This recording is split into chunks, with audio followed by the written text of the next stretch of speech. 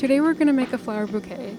Step 1. Gather your supplies. You will need a vase, pruners, mounting tape, and a wastebasket.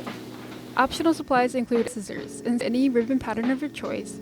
You will see why later. To start a bouquet, you will need to understand the common components of one. 3 categories usually make up a bouquet. They are focal flowers, filler flowers, and greenery. These are the flowers that we will be working with today. You might be working with different flowers, but the process of making the bouquet will be the same. Step 2. Preparation.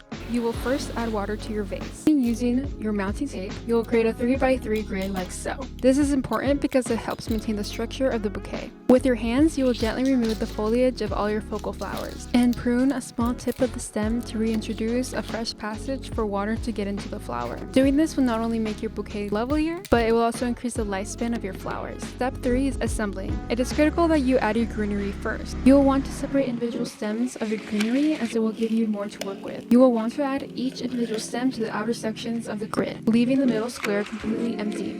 The goal of adding greenery first is to make the mounting tape mostly undetectable so that it looks professional. This is achievable when you enter the stems at a diagonal angle and make sure that the tips of the stem touch the glass.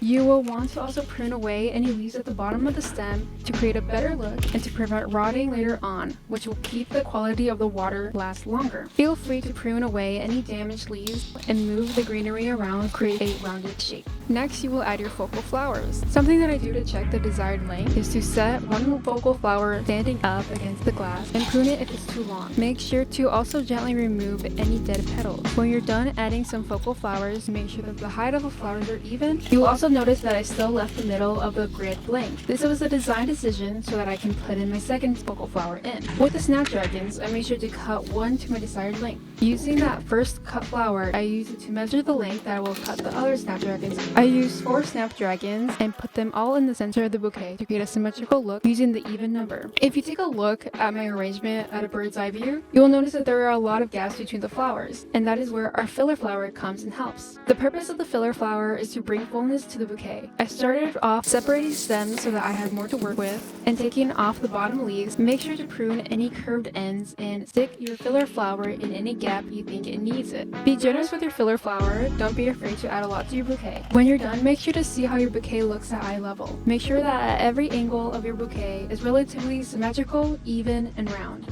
If not, make sure to add any adjustments like reshaping or adding more greenery or filler flower. When you think you're done, you can leave it as is or add decor. I chose to finalize the look with a denim ribbon that complements the color of the flowers.